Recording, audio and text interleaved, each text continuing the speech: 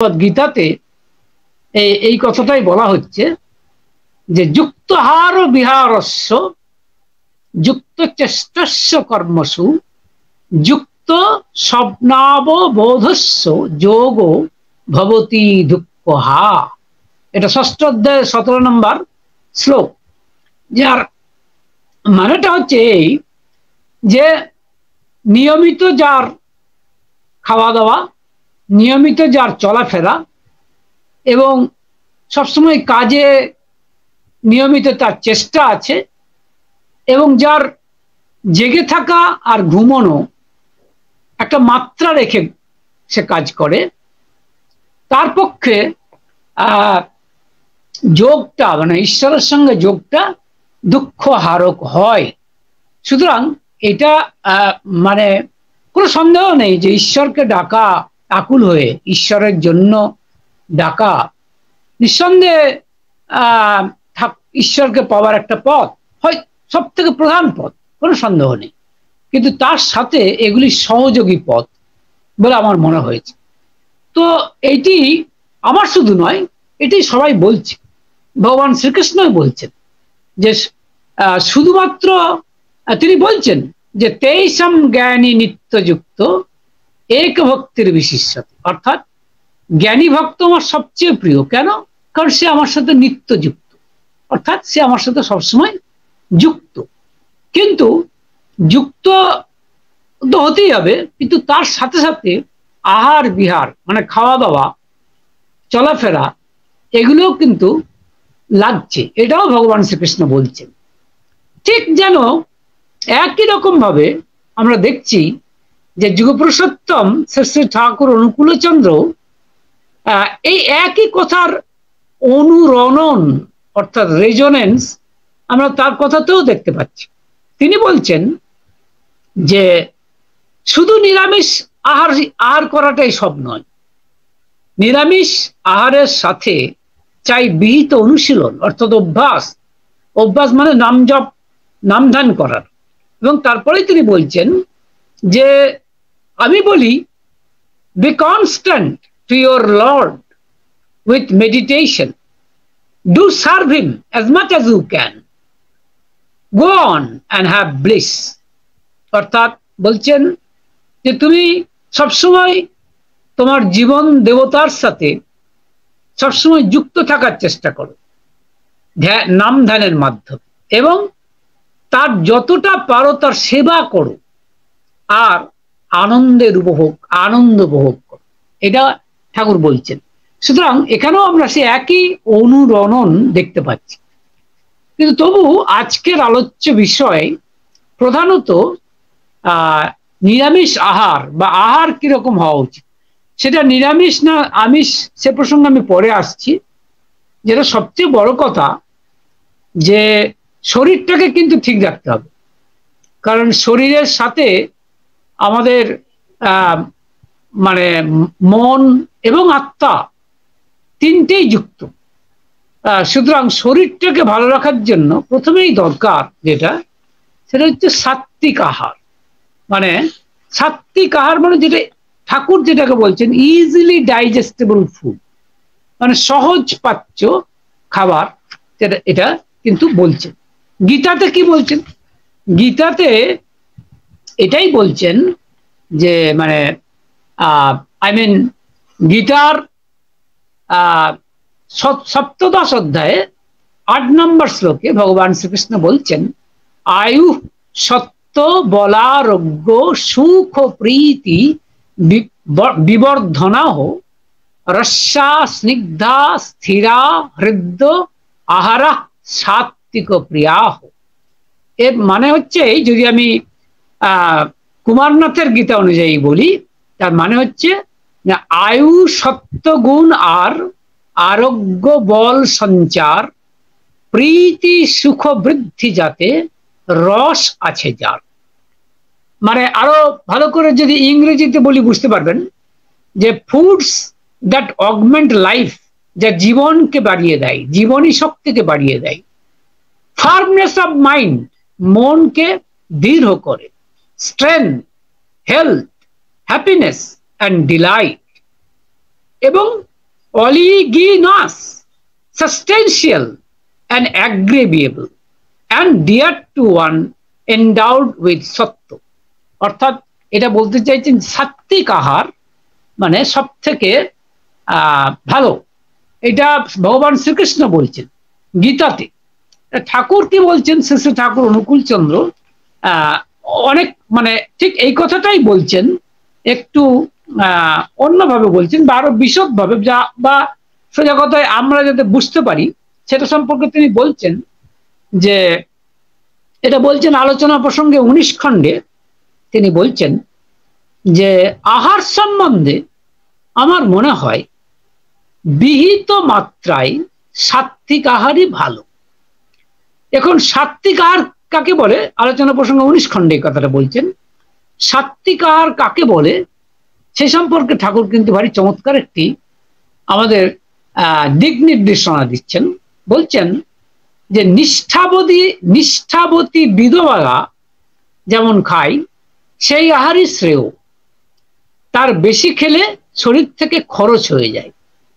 খাওয়াটা ও জন্মটা এই দুটো জিনিসটা ঠিক রাখতে পারলেই হলো। তা দেখুন, মানে নিষ্ঠাবতী বিধবারা কিন্তু আমিষ খেতেন, নিরামিষ খেতেন বা নিরামিষ খেয়ে থাকেন, এখনো অনেকে নিরামিষ খেয়ে থাকেন। তা প্রশ্ন হচ্ছে যে নিরামিষ খেলেই কি সেটা সাত্বিক আহার হলো? তাও কিন্তু নয়, এটাও ভুল। তবে প্রশ্ন হচ্ছে যে শুধু নিরামিষ আহার করলেই হবে না, সেটা জুডিশিয়াসলি ব্যবহার করতে হবে। জুডিশিয়াসলি ব্যবহার মানে মানে বুদ্ধি করে, অর্থাৎ বিবেক বিচার করে খেতে হবে। যেমন ধরুন, অনেকে বলছে যে আমি নিরামিষ খাই। আমি অনেকের বাড়িতে গিয়ে দেখেছি যে তারা এঁচোড় রান্না করেছে, সেই এঁচোড়টাকে তেল মশলা ঘি এত বেশি দিয়েছে যে তাহলে কিন্তু সেটা সাত্বিক থাকলো না। কিন্তু মনে রাখবেন, তাহলে সেটা রাজসিক হয়ে গেল। তাহলে কিন্তু সেটার নিরামিষ হলেও এটা নিরামিষ খাবার কোনো সন্দেহ নেই, কিন্তু তথাপি এটা কিন্তু হয়ে গেল রাজসিক। কারণ রাজসিক খাবার এই কারণে হয়ে গেল কারণ এতে তো অনেক বেশি মানে নুন মশলা সবকিছু দেওয়া হয়েছে, যে কারণে ওই 17 অধ্যায়ের 9 নম্বর শ্লোকে ভগবান শ্রীকৃষ্ণ বলছেন যে কটু অম্ল লবণ অত্যুষ্ণ তীক্ষ্ণ রুক্ষ বিদাহীন আহারা রাজস শ্রেষ্ঠা দুঃখ শোকাময় প্রদাহ। এ যদি আমি কুমারনাথের গীতা অনুযায়ী বলি, তার মানে হচ্ছে যে অতি কটু, অম্লময়, উষ্ণ, তীক্ষ্ণ অতিশয়, লবণাক্ত, রুক্ষ, দাহ, দুঃখ জূত যাহা, মনস্তাপ ফলজার, রোগপ্রদ যে আহার, রাজসিক গণ পার্থ ভালোবাসে তাহা। অর্থাৎ আমি যদি এই নিরামিষ খাবারটাকেই যদি এরকম দারুণ মশলাপাতি দিয়ে মানে তেল মশলা ইত্যাদি দিয়ে রান্না করি, তাহলে কিন্তু সেটা সাত্বিক থাকলো না, যেটা ঠাকুর বারবার বলছেন যে জুডিশিয়াসলি ব্যবহার করতে হবে। কিন্তু প্রশ্ন হচ্ছে যে আমিষ এবং নিরামিষের প্রশ্ন, এই বিতর্ক বহুদিনের, আজ নতুন নয়, যে আমিষ আহার ভালো না নিরামিষ আহার ভালো, এই প্রশ্ন কিন্তু আজকের নয়, বহুদিনের। তো এর উত্তরটা আমি যেটুকু বুঝেছি এত সুন্দরভাবে শ্রী শ্রী ঠাকুর অনুকূল চন্দ্র দিয়েছেন, যা বোধহয় আমাকে ব্যাখ্যা করতে হবে না, আপনারা নিজেরাই বুঝতে পারবেন যে তিনি কি বলছেন। একদম সাধারণ মানুষের মতো তিনি আমাদের সহজ করে বুঝিয়ে দিচ্ছেন। কিরকম দেখুন, এই ঘটনাটা হচ্ছে আপনার আলোচনা প্রসঙ্গের 5ম খণ্ডে আপনারা এটা পাবেন, যেখানে কালী মানে কালী সেনদা তিনি ঠাকুরকে জিজ্ঞাসা করছেন যে মাছ মাংস খাওয়ায় আপত্তির কারণ কি, মানে what are your objections, why are you object of taking animal diet। অর্থাৎ আমি যদি ননভেজ ডায়েট খাই, অর্থাৎ আমি যদি মানে ইয়ে খাই, কি বলে আমিষ আহার খাই, তাতে ক্ষতিটা কি, হোয়াটস রং ইন দ্যাট। ঠাকুর উত্তর করছেন, দেখুন কত সহজ উত্তর, আমাকে বলে দিতে হবে না, উত্তরটা ঠাকুরের কাছ থেকে আমরা পাচ্ছি কত সহজে। তিনি বলছেন যে শরীর, মন ও জীবনের পক্ষে যদি ভালো হতো, আপত্তি করার দরকার কি, বা আপত্তি করে কে? ভালোই তো আমরা চাই, না আর কিছু? কি চমৎকার কথা বলছেন দেখুন, বলছেন যে শরীর, মন ও জীবন, এই কথাটা মানে কি বলুন তো? মানে হচ্ছে এই যে শরীর মানে দেহ, আর দেহের ভিতরে কিন্তু আমার একটা মন আছে, আর মনের ভিতরে আছে আমার একটা আত্মা, জীবন, যেটাকে ঠাকুর বলছেন, সেটা ঠাকুরই বলেছেন ভাইটাল ফোর্স, জীবন প্রবাহ, যেটাকে তিনি মানে আমরা জীবাত্মা বলতে পারি, আত্মা। সুতরাং শরীর, মন, আত্মা, এই তিনটি যদি ভালো থাকে, এমন আরই তো ভালো। এটা মনে রাখবেন, ঠাকুরই একটি চমৎকার করে বলছেন যে আহার শুদ্ধ হলে, এটা অবশ্য ঠাকুরের নিজের কথা নয়, কিন্তু ঠাকুর এটি আমাদেরকে বলেছেন। এই কথাটি কি বলেছেন এটা মনে রাখা দরকার, এটা শাস্ত্রের বচন, কিন্তু ঠাকুরের কথাটি কিন্তু আমাদের বলছেন। কেন বলছেন? কারণ এটা শাস্ত্রে বলছে যে আহার শুদ্ধি যদি হয় তাহলে কি হয় না, আহার শুদ্ধৌ সত্য শুদ্ধি, সত্য শুদ্ধৌ ধ্রুবা স্মৃতি, স্মৃতি লম্বে সর্বগ্রন্থি নাম বিপ্রমোক্ষ। এর মানেটা হচ্ছে যে আহার শুদ্ধি যদি হয়, অর্থাৎ আপনি যদি শুদ্ধ আহার গ্রহণ করেন, তাহলে আপনার স্মৃতিটা ঠিক থাকবে। আর স্মৃতি যদি ঠিক থাকে, আপনার যদি ভালো মানে আহার, শুদ্ধ আহার যদি গ্রহণ করেন, আপনার সত্তা ঠিক থাকবে। সত্তা মানে মনে রাখতে হবে, সত্তা মানে হচ্ছে আমার তিনটে নিয়েই সত্তা, হ্যাঁ, অর্থাৎ আমার শরীর, আমার মন এবং আমার আত্মা, এই তিনটেকে নিয়ে ত্রিমাত্রিক হচ্ছে আমার সত্তা। মাই এক্সিস্টেন্স, মনে রাখবেন, is composed of my body, mind and my soul. এই যে থ্রি কম্পার্টমেন্ট দিয়ে তৈরি, সেটাই হচ্ছে আমার সত্তা, দ্যাট ইজ মাই এক্সিস্টেন্স, সচ্চিত আনন্দ। তো এই এক্সিস্টেন্সটা ঠিক থাকে, শুদ্ধ হয় আহার ঠিক করলে, এবং সত্তা যদি ঠিক থাকে তাহলে স্মৃতি অর্থাৎ স্মৃতিশক্তি ঠিক থাকে। আর স্মৃতিশক্তি যদি ঠিক থাকে তাহলে কিন্তু অনেক মানে সব জিনিসটা ঠিক ঠিক হয়। এইটাই ঠাকুর এখানে কিন্তু বলতে চেয়েছেন। সুতরাং এটা আমাদের বুঝতে হবে যে আহারটা কিন্তু খুব খুব সাধারণ জিনিস একটা নয়। হয়তো অনেকেই বলবেন বা তর্ক করবেন যে দেখুন, ওই আহার বিহার নিয়ে খুব বেশি কথাবার্তা বলে লাভ নেই। কে মাছ মাংস খেলো, কে কেউ মানে নিরামিষ খেলো, তাতে কি এসে যায়? সে যদি ঈশ্বরকে আকুল ভাবে ডাকে, তাহলে কি সে ঈশ্বরকে পাবে না? এখন উত্তরটা হচ্ছে এই, আমি আবার বলছি যে আকুল ভাবে যে ঈশ্বরকে ডাকছে, তাকে কিন্তু অন্য জিনিসেরও সাহায্য নিলে সুবিধা হবে, তার পক্ষে অনেক বেশি সুবিধাজনক হবে। অন্য রাস্তাগুলো সাহায্য নিলে সুবিধা হবে। যদি বলেন কেন, প্রশ্ন করতে পারেন কিরকম? ধরুন কারো করোনা হয়েছে, তো করোনা হলে ডাক্তারবাবুরা কি করবে? ওষুধ দেবে। কিন্তু শুধু ওষুধটাই কি একমাত্র রাস্তা? তা কিন্তু নয়। সেবা শুশ্রূষা, তাকে সেবা করতে হবে, শুশ্রূষা করতে হবে, এবং তার খাওয়া দাওয়া মানে পথ্য যেটাকে আমরা বলি, এই পথ্যটা যদি আমি ঠিক না রাখি, তাহলে শুধু ওষুধে কি কাজ হবে? শুধু পথ্য নয়, সেবা শুশ্রূষা, সুতরাং এগুলোও করতে হবে।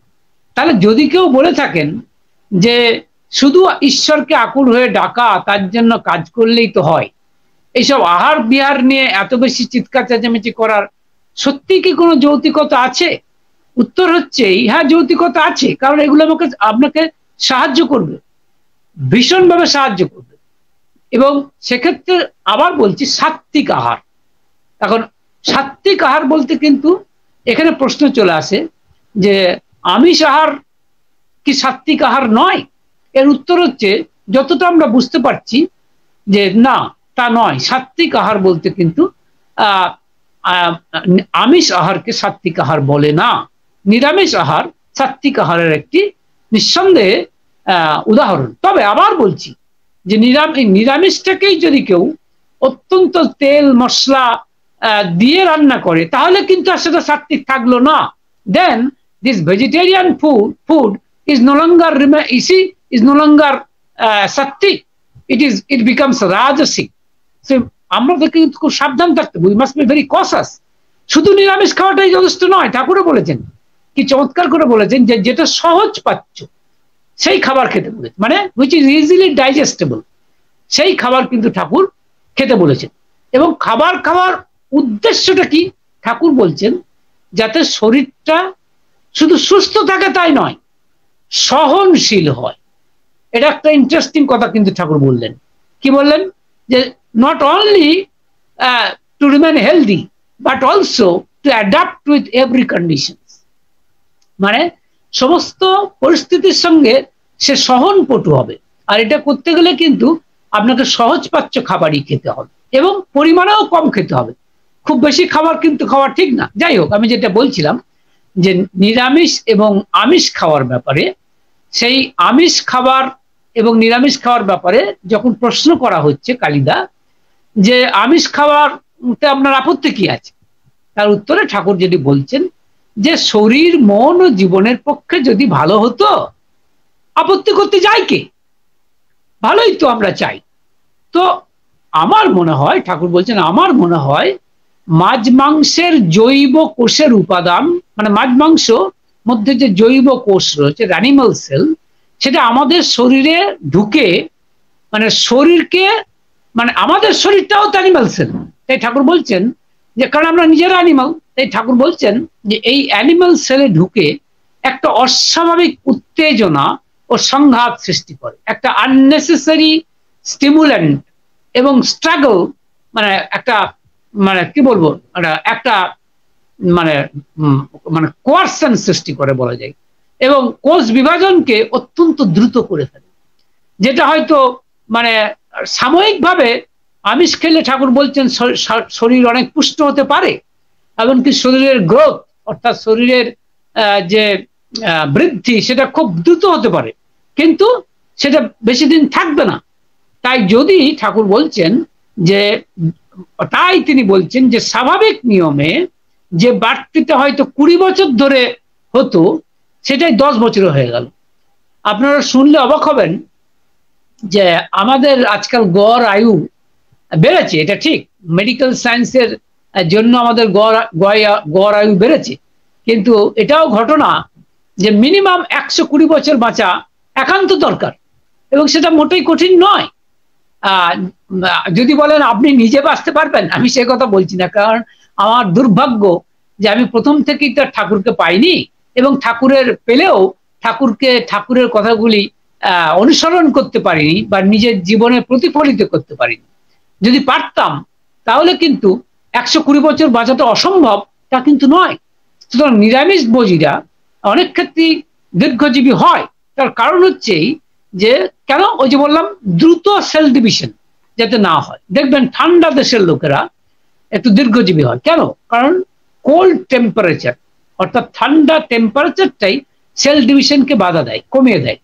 সুতরাং ঠিক সেরকম নিরামিষ আহার আমাদের শরীরের সেল ডিভিশনকে কমিয়ে দেয়, আর এতে জীবনী শক্তি বাড়ে, এটাই ঠাকুর বলছেন। এবং তিনি বলছেন যে যখন আমাদের শরীরে আমিষ আহার ঢোকে, তখন শরীরের মধ্যে একটা বিষক্রিয়া হয়, টক্সিসিটি, এবং তাতে কি হয় না, স্নায়ু অর্থাৎ নার্ভ আর মাথার কোষগুলো মধ্যে কি চলে আসে না, তাদের মধ্যে ধৈর্য শক্তি কমে যায়, সহ্য শক্তি কমে যায়, এবং সাম্যতা কমে যায়। ফলে সূক্ষ্ম সারা যেগুলি, অর্থাৎ দেখুন, নিরামিষ খেলে কিন্তু ঈশ্বরকে পাওয়ার পথে একটি সহায়ক হয়।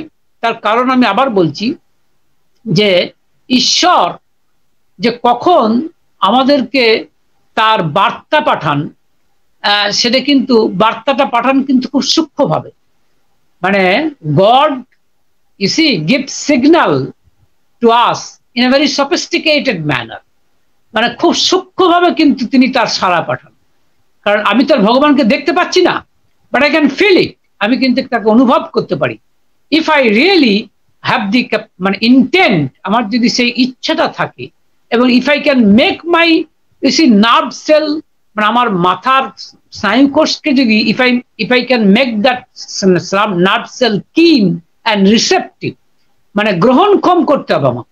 যেমন রেডিওর স্টেশনগুলি মানে যেমন ট্রান্সমিশন ধরছে, ঠিক সেরকম, বা মোবাইলের টাওয়ার থেকে যেমন মোবাইলের আওয়াজ আসছে ধরছে সেটা, ঠিক সেরকম লাইক দ্যাট আমার নার্ভ সেলকে কিন্তু রিসেপটিভ হতে হবে, মানে গ্রহণক্ষম হতে হবে, মানে তাকে ঈশ্বরের সাড়াগুলি ধরার ক্ষমতা থাকতে হবে। আর এই ঈশ্বরের সাড়াগুলি হচ্ছে সূক্ষ্ম সাড়া। This are all sophisticated responses, this are all sophisticated signals. এগুলো কিন্তু সব অত্যন্ত সূক্ষ্ম সাড়া। আর এই সূক্ষ্ম সাড়াগুলি পেতে গেলে নিরামিষ আহার করলে, কেন? কারণ স্নায়ুগুলো কিন্তু রিসেপটিভ হয়, এটা ঠাকুর বলছেন। এবং তিনি নিজে বলছেন তার নিজের অভিজ্ঞতার কথা, বলছেন একদিন মাছ খেলে অন্তত 2-3 সপ্তাহ তার জেদ থাকে, মানে 2-3 সপ্তাহ ধরে সূক্ষ্ম অনুভূতিগুলি ঠিকভাবে আসতে পারে না, কেমন যেন রাহুগ্রস্ত হয়ে পড়ে। এ আমি নিজে বারবার পরীক্ষা করে দেখেছি। তাহলে দেখুন ঠাকুর তার নিজের জীবনের অভিজ্ঞতাটুকু বলছেন। এইখানেই বোধহয় শেষে ঠাকুর অনুকূল চন্দ্রের বিশেষত্ব, কারণ তিনি এমন কোনো কথা বলেননি যেটা উপদেশের ছলে বলা, বা বলতে হয় বলে বলা, বা ভালো ভালো কথা বলে মানুষের মন জয় করার ইচ্ছা নিয়ে বলা। এটা ঠাকুর কোনদিনই করেননি। তাতে কে খুশি হবে কে অখুশি হবে এইভাবে তিনি কথা বলেননি। যা সত্য, যা তার কাছে সঠিক মনে হয়েছে, যা মঙ্গলপ্রদ মনে হয়েছে, তিনি তাই বলেছেন এবং তার নিজের জীবনের অভিজ্ঞতা সঞ্চয় করে বলেছেন এবং তাই আচরণ করেছেন।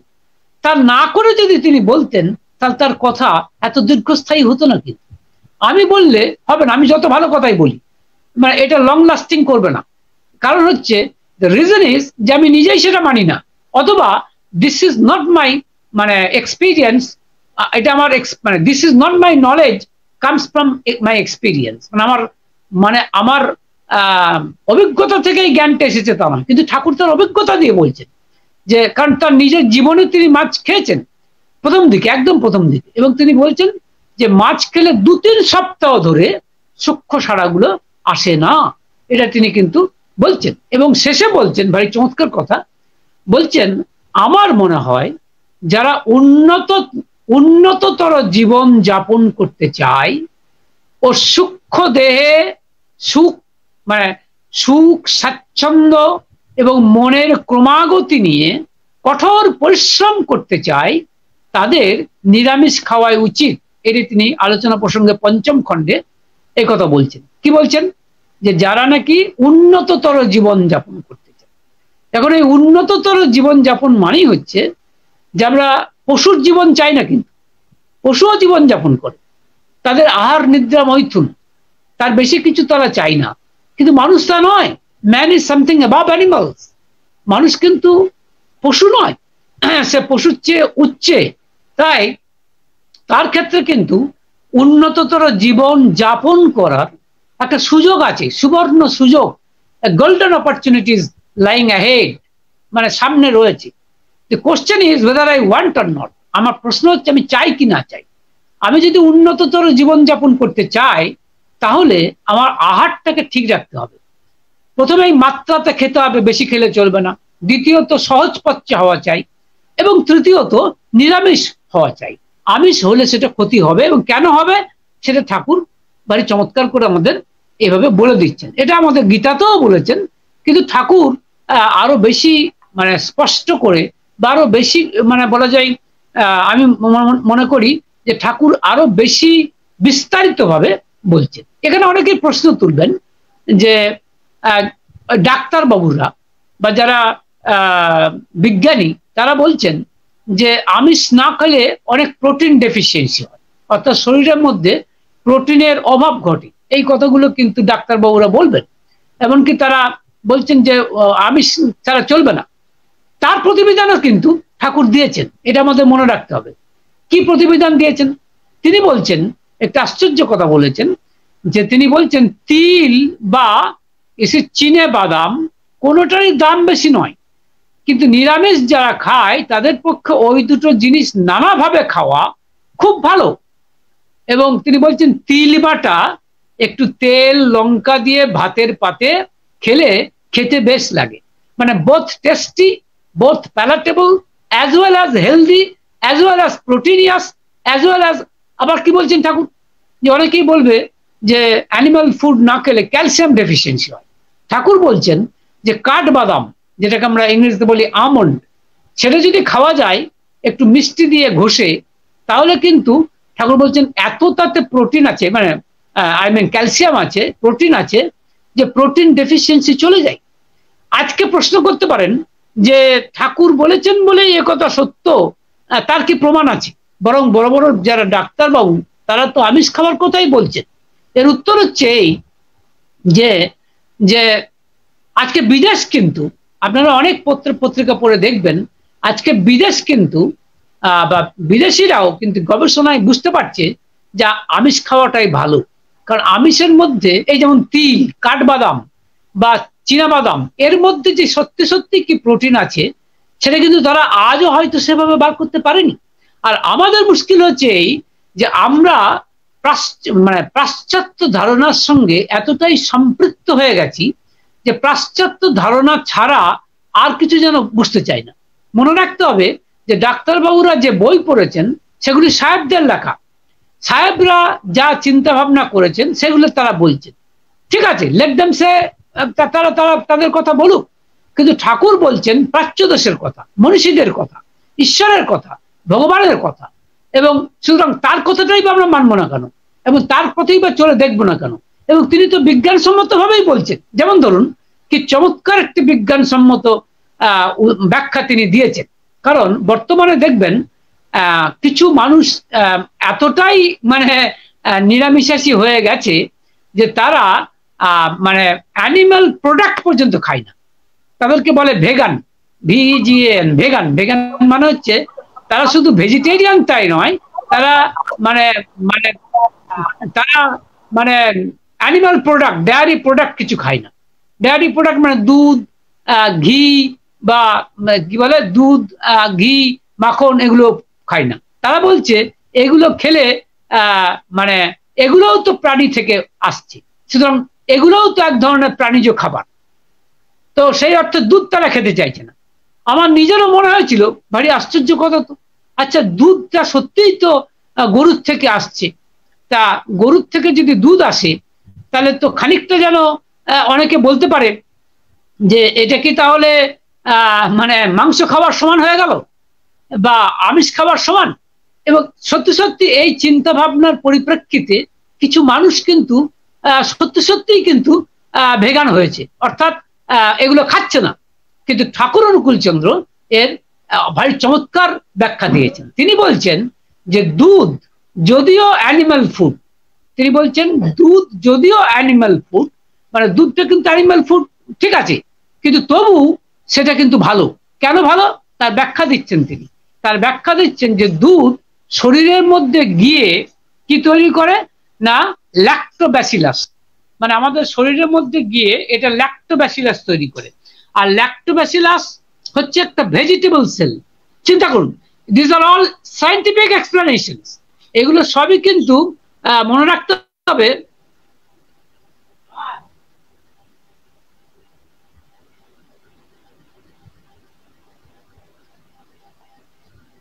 হ্যাঁ, তো এগুলো সবই কিন্তু সায়েন্টিফিক এক্সপ্লেনেশন দিয়েছেন ঠাকুর। কোনো কোনো কিছুই তিনি মানে অনুমানের উপরে বা আন্দাজের উপরে বলেননি। হি ডিডন্ট আটার anything out of surmise, out of imagination, out of nothing, absolutely not. Everything that he told based on solid scientific basis. যেমন তিনি কি বলছেন, বলছেন দুধের মধ্যে, দুধ যদিও অ্যানিমাল ডায়েট, কি চমৎকার করে বলছেন যে দুধ যদিও অ্যানিমাল ডায়েট, কিন্তু তবু এটা আমাদের শরীরের মধ্যে গিয়ে ল্যাক্টোব্যাসিলাস তৈরি করে, যেটা নাকি ভেজিটেবল সেল। ভেজিটেবল সেল মানে হচ্ছে উদ্ভিদ কোষ। এই কথা কিন্তু আমরা আগে কখনো শুনিনি। We haven't hard this language before. এই কথা কিন্তু আগে শুনিনি। আজকে বিজ্ঞানীদের ভাবতে হবে, scientist will have to research on this subject, যে দুধ ভেগান তাদের উদ্দেশ্যে কথাটি বলতে চাইছি যে দুধ কিন্তু অ্যানিমাল ফুড হলেও ক্ষতিকারক নয়। কিন্তু কেন? কারণ তারা ল্যাক্টোব্যাসিলাস তৈরি করছে, অর্থাৎ ভেজিটেবল সেল। প্রশ্ন হচ্ছে কেন নয়, সেটাও ঠাকুর ব্যাখ্যা দিয়েছেন। কি চমৎকার ব্যাখ্যা! বলছেন যে আমি যদি নিরামিষ খাই, তার মানে আমি ভেজিটেবল সেল খাচ্ছি, আমি কি উদ্ভিদ কোষ খাচ্ছি। এখন এই উদ্ভিদ কোষ খেলে কি কি লাভটা কি? ঠাকুর বলছেন যে আমার নিজের শরীরটা অ্যানিমাল সেল দিয়ে তৈরি, অর্থাৎ প্রাণী কোষ দিয়ে তৈরি। আর এই প্রাণী কোষের ভিতরে যদি উদ্ভিদ কোষ ঢোকে, তাহলে তিনি বলছেন উদ্ভিদ কোষ ঢুকলে সেটা যেহেতু ম্যাগনেটের ডিফারেন্ট পোল, অর্থাৎ একটা চুম্বকের ভিন্ন মেরু হয়ে যাচ্ছে, সেই জন্য এটা অ্যাসিমিলেট করা, অর্থাৎ গ্রহণ করা, আত্মীকরণ করা সহজ হয়, এটা ঠাকুর বলছেন। কিন্তু যদি অ্যানিমাল সেল খাই, ঠাকুর বলছেন যেহেতু আমার শরীরটাও অ্যানিমাল সেল, আর যেটা ঢুকছে অর্থাৎ মাংস, মাছ, এটাও যেহেতু অ্যানিমাল সেল, বোথ আর অ্যানিমাল সেলস, এবং সেম পোল, একই পোল হয়ে যাচ্ছে, তাই তিনি বলছেন যে এটা রিপেল করে। রিপেল মানে বিকর্ষণ করে, এটা অ্যাকসেপ্ট করতে চায় না, মানে আমার শরীর, আমার সেলগুলো অ্যাকসেপ্ট করতে চায় না। ফলে একটা স্ট্রাগল সৃষ্টি হয়, মানে একটা সংগ্রাম সৃষ্টি হয়, ফলে সেল ডিভিশন বেড়ে যায়। আর এই সেল ডিভিশন বাড়লে বলছে আমাদের ক্ষতি হয়ে যায়। তার কারণ যেটা আমি হয়তো 20 বছরের যে সেল ডিভিশনটা হতো, সেটা 10 বছরেই হয়ে যাচ্ছে। তার মানে আমার জীবনী কাল 10 বছর কমে যাচ্ছে। মাই লংজিভিটি ইজ ডিক্রিজেস 10 ইয়ার্স। একটি অদ্ভুত কথা, একটি অদ্ভুত যুক্তি আমরা কিন্তু ঠাকুরের কাছ থেকে শুনতে পাচ্ছি, আর কারোর কাছ থেকে শুনতে পাইনি। আমি সেই জন্যই কথাগুলো বলছি একবার বিজ্ঞানসম্মত ভাবে। I am not talking anything, আমি কিন্তু এমন কোনো কথা বলছি না যেগুলো উপদেশের ছলে, বলতে চাইছি না, বা ঠাকুর বলেছেন বলে আপনাদের মানতে হবে, আমি একথাও বলতে চাইছি না। কিন্তু আপনারা বিচার করুন, কিন্তু মানে you just think over the matter, you just ponder over the matter. কেন? কারণ ঠাকুরকে যখন জিজ্ঞাসা করা হচ্ছে যে কম খরচের মধ্যে সব থেকে ভালো খাবার কি, এটা আপনাদের জেনে রাখা উচিত, প্রত্যেকের জেনে রাখা উচিত যে কম খরচের মধ্যে সব থেকে ভালো খাবার কি। এটা ঠাকুর অনুকূল চন্দ্র উত্তর দিয়েছেন। যদি ডাক্তারদেরকে জিজ্ঞেস করেন, আমি জানি না ডাক্তাররা কি বলবে, কিন্তু ঠাকুর যা উত্তর দিচ্ছেন আমি সেটা আপনাদের বলছি। ঠাকুর বলছেন আমাদের যা করে গেছে তার তুলনা নেই। ওই আতপ চাল, কাঁচকলা, ডাল, সন্দব লবণ, দুধ, কলা, ঘি, এক কথায় হবিষান্নি, এটাই হচ্ছে সেরা খাদ্য। তিল ও কাঠ বাদাম তিনি বলছেন এই দুটো খেলে প্রচুর সলেবল প্রোটিন পাওয়া যায়। তাহলে দেখুন এই কথাটা তিনি বলছেন আলোচনা প্রসঙ্গ 9ম খণ্ডে তিনি বলছেন। কিন্তু আবার এটা বলছেন যে দুধটা কিন্তু ছানা করে খেলে চলবে না, তার কারণ দুধ কাটাটা কিন্তু অশাস্ত্রীয়, তাতে কিন্তু দুধের গুণ খারাপ হয়ে যায়। এবং ঠাকুর বলছেন বহু জায়গাতেই কিন্তু দুধ কাটে না, অর্থাৎ ছানা কাটে না। তো এখন স্বাভাবিকভাবে ছানা এখনকার ডাক্তাররা বলবে ভালো খাবার, কিন্তু ঠাকুরের কথাই কিন্তু এটা ভালো খাবার নয়, এটা দুধের বিকৃতি। This is distortion of milk, মানে দুধের এটা বিকৃতি, এটা কিন্তু ভালো খাবার নয়। সুতরাং এটা আমাদের বুঝতে হবে। কিন্তু দইটা ভালো খাবার, দইটা কিন্তু ভালো খাবার, তার কারণ সেখানে ল্যাক্টোব্যাসিলাস তৈরি হচ্ছে। সুতরাং চিন্তা করে দেখুন ঠাকুর যে কথাগুলি বলছেন যে কত সায়েন্টিফিক, মানে এটা কত বিজ্ঞানসম্মত হলে এই কথাগুলিকে তিনি বলছেন। এবং তিনি কি বলছেন যে বেস্ট খাবার কি বলছেন? আতপ চাল, হ্যাঁ, কলা, দুধ, সন্দব লবণ, ডাল, এবং তিনি বলছেন ঘি।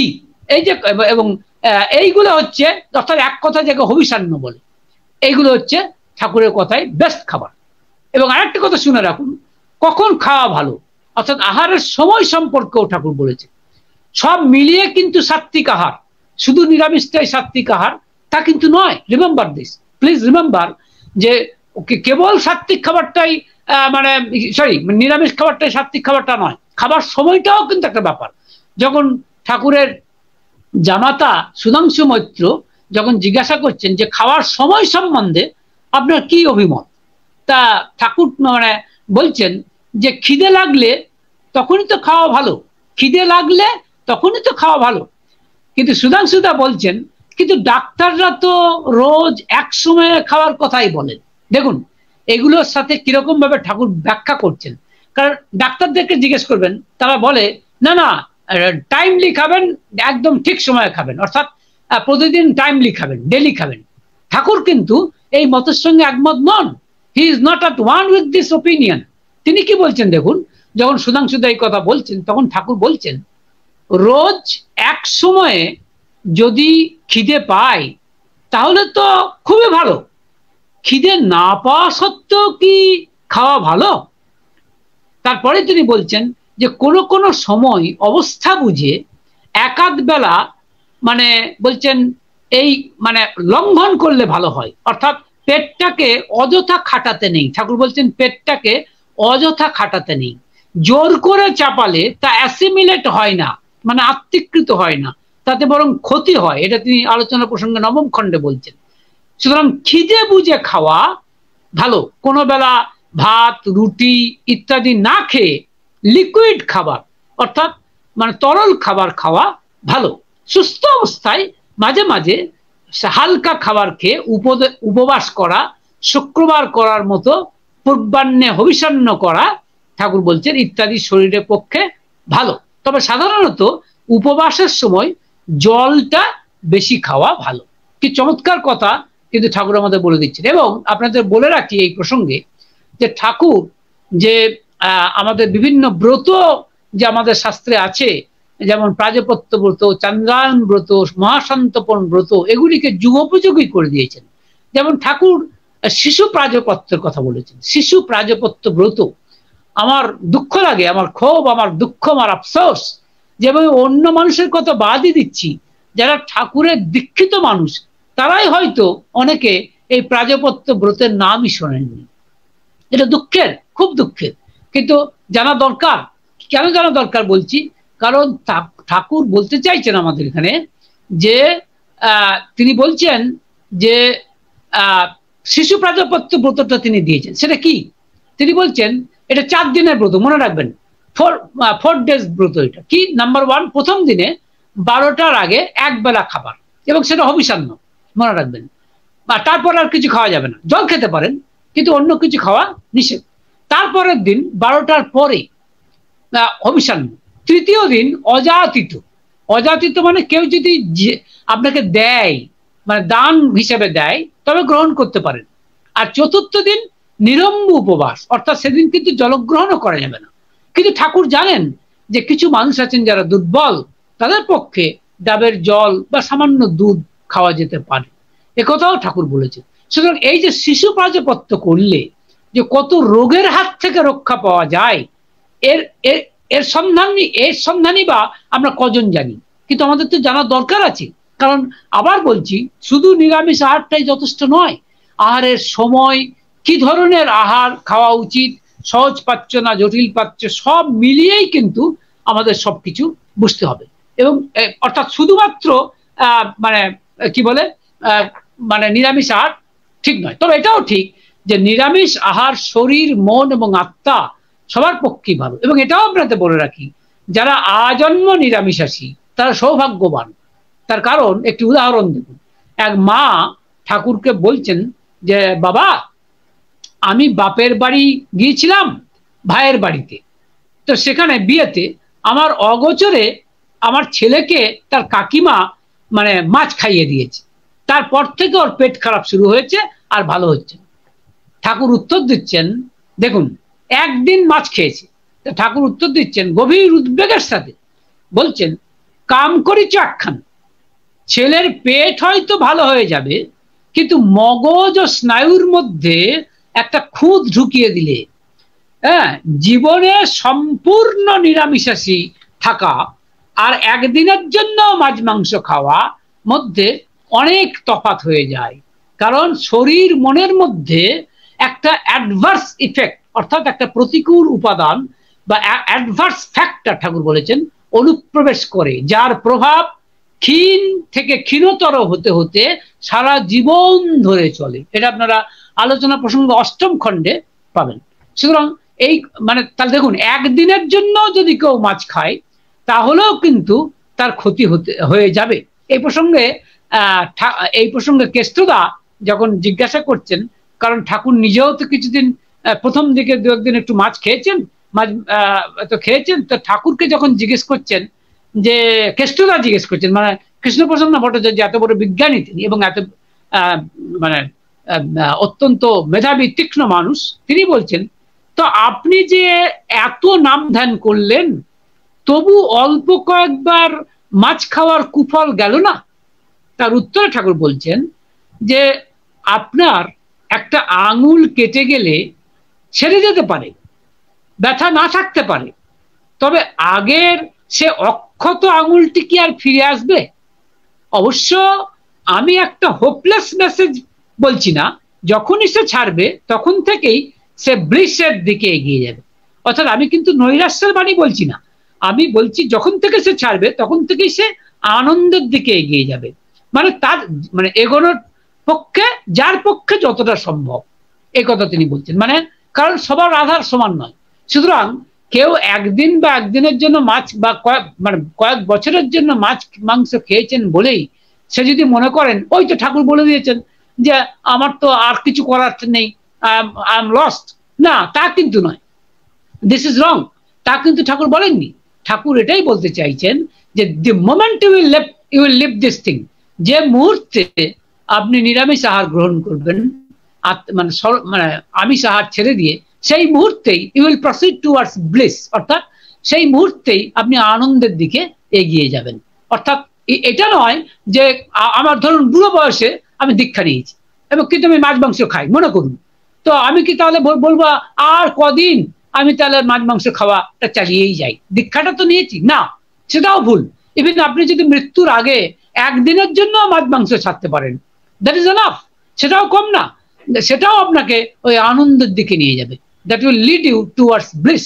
সুতরাং সব মিলিয়ে ব্যাপারটাকে বুঝতে হবে।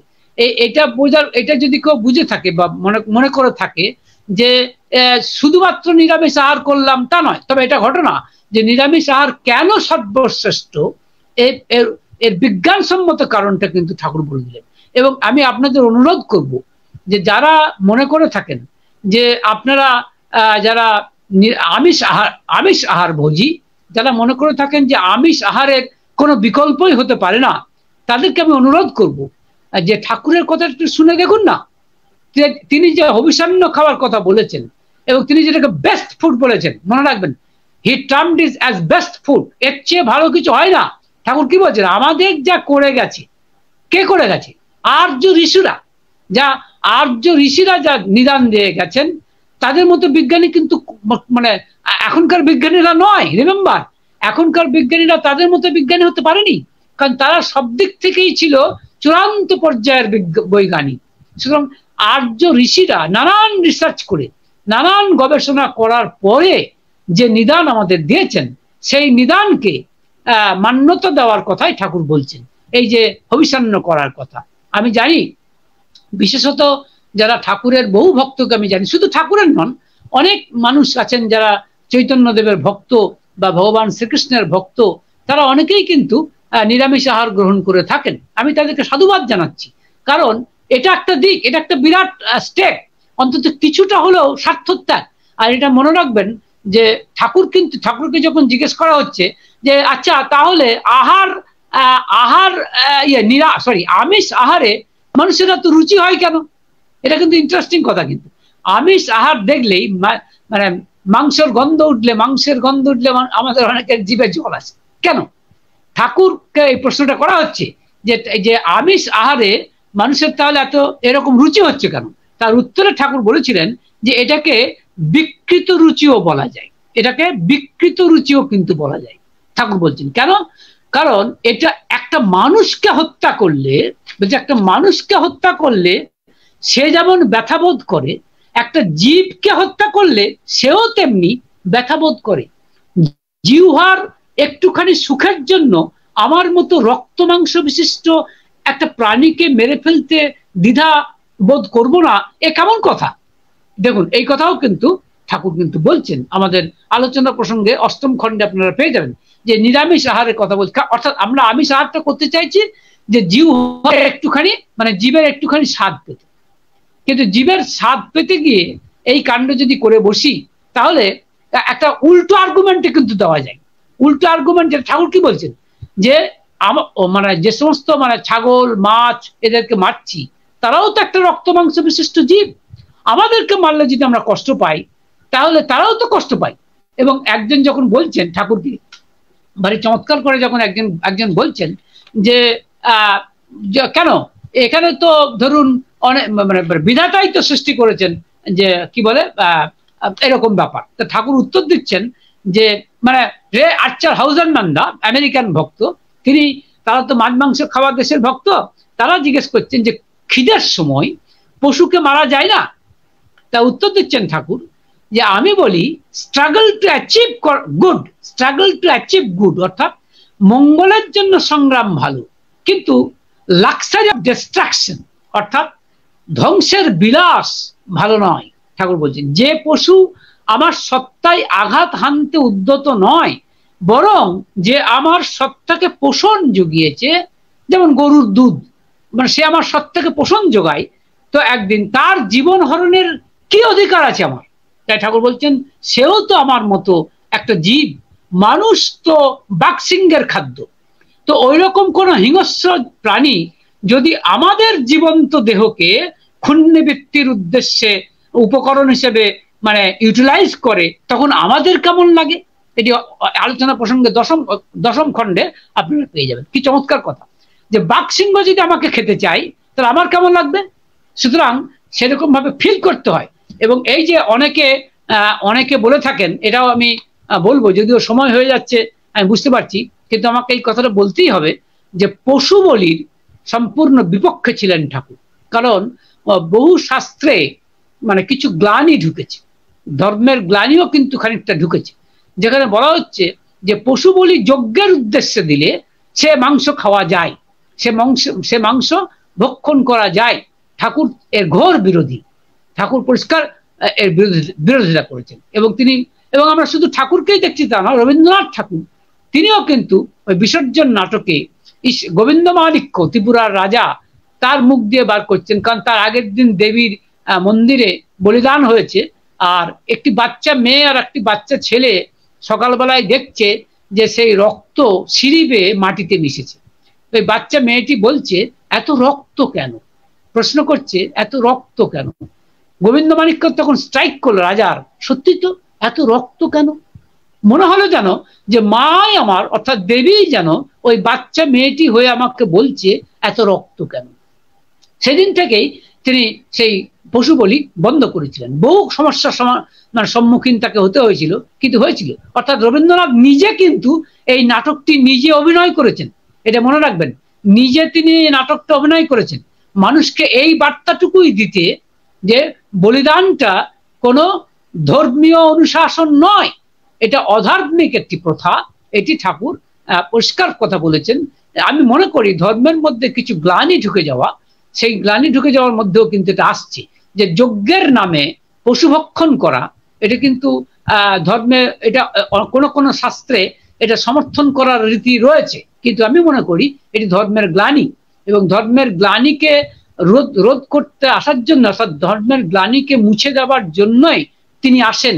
তিনি বলতে আমি বোঝাচ্ছি পুরুষোত্তমেরা আসেন, কারণ তখন বলছেন না যে যখন ধর্মের মধ্যে গ্লানি ঢুকে যায়, গীতাতে ভগবান শ্রীকৃষ্ণ বলছেন যে যখন ধর্মের ভিতরে গ্লানি ঢুকে যায় তখন আমি নিজেকে সৃজন করি, অর্থাৎ নিজেকে সৃষ্টি করি ওই গ্লানিগুলিকে দূর করতে। ঠাকুর অনুকূল চন্দ্র এসে বললেন যে পশু বলিটা ঘৃণ্য, পাশবিক, অমানবিক এবং অধর্মীয়, অর্থাৎ এটা কোনোভাবেই রিলিজিয়াস নয়, it is by no means spiritual, it is absolutely brutal and inhuman a system. তাহলে বুঝুন বর্তমান পুরুষোত্তম হিসেবে তিনি আমাদেরকে এইটা বলছেন যে এমনকি যজ্ঞের ক্ষেত্রেও, মানে যজ্ঞের নাম দিয়ে যদি কেউ পশু বলিটাকে মানে সাপোর্ট করে মাংস ভক্ষণ করার কথা বলে, সেও আসলে আদতে নিজের প্রবৃত্তিকে পোষণ দেবার চেষ্টা করছে, অবাঞ্ছিত, অসঙ্গত, অবাঞ্ছনীয় প্রবৃত্তির পোষণ দেবার চেষ্টা করছে। এইভাবে মানে যজ্ঞের নাম দিয়ে মানে মাছ মাংস খাওয়ার কথা, মানে পশু বলি করার কথা, অর্থাৎ মাংস খাওয়ার কথা বলছে। সুতরাং উই মাস্ট বি ভেরি কশাস। আমাদেরকে কিন্তু খুব সাবধান করে দিয়েছেন ঠাকুর যে মাছ মাংস কেন শরীরের পক্ষে অনুচিত খাওয়া। দেখুন আমি এতক্ষণ যে আলোচনা করলাম আমি আপনাদের কাছে বিনীত অনুরোধ করতে চাইছি এই কারণেই, আমি আবার একটা কথা পুনরাবৃত্তি হয়ে যাচ্ছে, কিন্তু তবু বলতে বাধ্য হচ্ছি যে ঠাকুর অনুকূল চন্দ্র কিন্তু এই নিরামিষ খাওয়াটা কোনো উপদেশের ছলে বা কোনো ধর্মীয় মানে রিচুয়াল হিসেবে বা ধর্মীয় অনুষ্ঠানের পরাকাষ্ঠা হিসেবে বা কোনো সোজা কথায় একটা বড় বড় কথা বলছি, মহান কথা বলছি এই জন্যই বলেছেন, তা কিন্তু আদৌ নয়। তিনি বলেছেন সম্পূর্ণভাবে বিজ্ঞানসম্মতভাবে, এবং যে কথাগুলি তিনি বলেছেন তার অনেকখানি আজ আমরা বুঝতে পারছি। শুধু আমরা নয়, আজ পাশ্চাত্য দুনিয়া, ওয়েস্টার্ন কান্ট্রি, যারা বিজ্ঞানকে নিয়ে যাদের জয়যাত্রা বা যারা বিজ্ঞানকে নিয়ে এত বেশি বলছে, কিন্তু আমি এটাও বলতে পারি যে পাশ্চাত্য জগৎকে আমাদের কিছু দেবার আছে। We have something to offer to the western countries, এবং সেটা হচ্ছে স্পিরিচুয়ালিজম, আধ্যাত্মিকতা। এটা কিন্তু আমরা এক্সপোর্ট করতে পারি, এটা আমরা রপ্তানি করতে পারি, এটা আমাদের আছে। আজ পাশ্চাত্য দেশকে এটা মেনে নিতে হচ্ছে। They will have to accept, they will have to মানে অ্যাকনলেজ। শুধু তাই নয়, এবং তিনি তারা অলরেডি অ্যাকসেপ্ট করতে শুরু করেছে যে মানে ভেজিটেরিয়ান মিল অর্থাৎ নিরামিষ আহার শরীরের পক্ষে সর্বাংশে ভালো, মানে সাইন্টিফিক্যালি প্রুভ হচ্ছে ওয়ান আফটার অ্যানাদার। তবে আবার বলছি, ঠাকুর যে আধ্যাত্মিক কথাগুলি বলেছেন, যে সূক্ষ্ম অনুভূতিগুলি চট করে আসতে চাই না, ধোঁয়াশার মতো থেকে যায়, এগুলি তো বিজ্ঞান বুঝতে পারবে না। তার কারণ, বা বিজ্ঞান চট করে বার করতে পারবে না। তার কারণ হচ্ছে, আমি যদি আপনাকে বলি যে দাদা দয়া, মায়া, মমতা এগুলি বাজার থেকে কিনে আনুন তো দেখি, আপনি কিনতে পারবেন না। কিন্তু এগুলোর অস্তিত্ব নেই তা তো বলতে পারেন না। You cannot deny their existence. আপনি এগুলো দেখতে পাচ্ছেন না, you cannot see it, you cannot purchase it from the market. That's true, but that it does not automatically mean that these are not present. এগুলোর অস্তিত্ব নেই তা তো নয়। কোনো দয়াবান লোকের কাছে গেলে দয়াকে আমরা বুঝতে পারি, মায়ের কাছে একটা সন্তান গেলে মমতা বুঝতে পারে। ঠিক সেরকম ঠাকুর যে কথাগুলি বলছেন, যে সূক্ষ্ম সারা যা ঈশ্বর বা ভগবান আমাদের দেন, সেগুলোকে গ্রহণ করার জন্য আমার শরীর, মন এবং আত্মাকে একমুখী করতে হবে।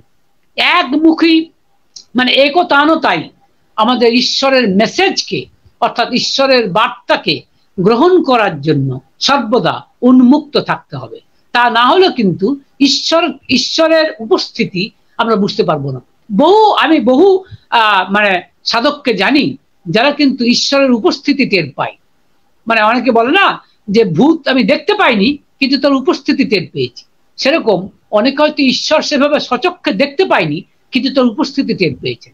এই প্রসঙ্গে আমি শেষ উপসংহার পর্বে একটা কথা আপনাদের বলতে চাই।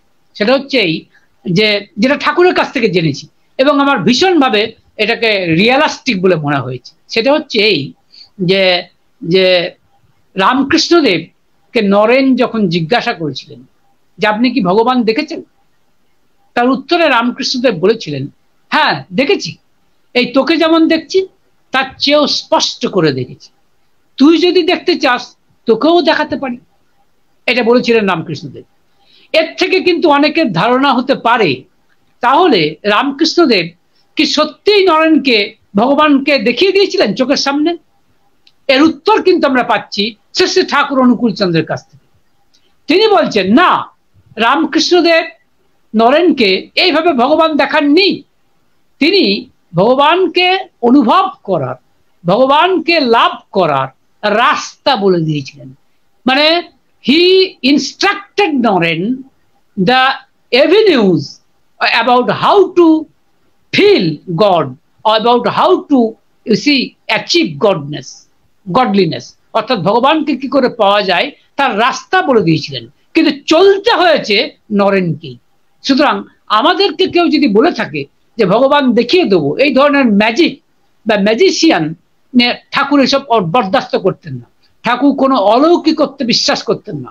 He didn't believe in anything supernatural, anything miracle. তিনি মিরাকলে বিশ্বাস করতেন না। তিনি বলেছেন যে এইসব জীবের মধ্যে মিরাকল আছে, কিন্তু সদ্গুরুর পক্ষে মধ্যে মিরাকল নেই। যদি মিরাকল থাকে তাহলে তিনি সদ্গুরু নন। সুতরাং ঠাকুর কিন্তু এই নিরামিষ খাওয়াটাকে মিরাকল হিসেবে ব্যাখ্যা করেননি।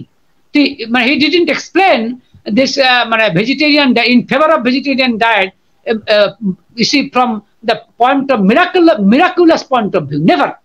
এটা সুপারন্যাচারাল ফেনোমেনন হিসেবে তিনি ব্যাখ্যা করেননি, ব্যাখ্যা করেছেন সম্পূর্ণ বিজ্ঞানসম্মতভাবে, সম্পূর্ণ মনোবিজ্ঞানের দিক থেকে এবং সম্পূর্ণভাবে আমাদের মঙ্গলের জন্য, আমাদের মঙ্গলের জন্য। অর্থাৎ নিরামিষ খেয়ে বা নিরামিষ খেয়ে আমরা কিন্তু কোনোভাবেই কিন্তু মানে কি বলে কোনো মহাপুরুষকে বা অবতার পুরুষকে কৃতার্থ করছি না।